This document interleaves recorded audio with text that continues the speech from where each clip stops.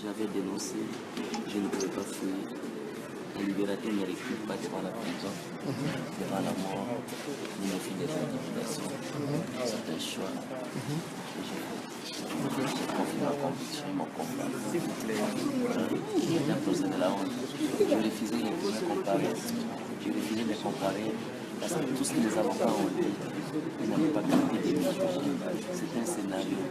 Khalil les a appelés pour dire sur une session de Kabila qu'on me condamne. Et je savais que je savais pas. Je n'ai pas fait. Je ne suis pas allé me cacher. Et vous tous, vous saviez. Et j'avais annoncé le 19. On va me tuer. On va organiser une fausse patronne. Vous saviez ça. Je ne vais pas me cacher. Sinon, ça serait un mépris pour le peuple congolais. Une honte pour le peuple congolais. Ou alors j'ai renoncé à tout mon combat. Voilà pourquoi je résistais. Ils n'ont pas dû ça me tuer.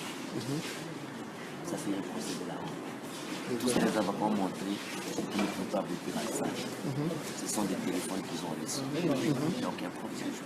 Et les injections. Merci beaucoup. Je vous donne un seul rendez-vous, la victoire.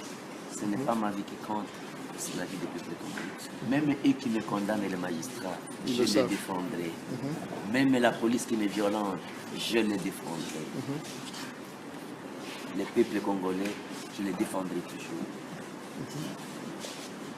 Donc, la seule chose que je dois vous dire, vous qui êtes restés dehors, ne trahissez pas le Congo.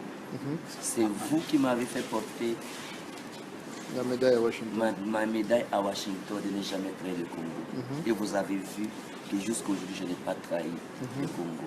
C'est à Washington que vous m'avez fait porter les mêmes médailles, de ne jamais trahir le Congo. Voilà pourquoi je n'avais pas fui. Dites à tous les combattants de la diaspora, tel que nous l'avons donné le médaille de ne pas trahir le Congo, il a accepté de se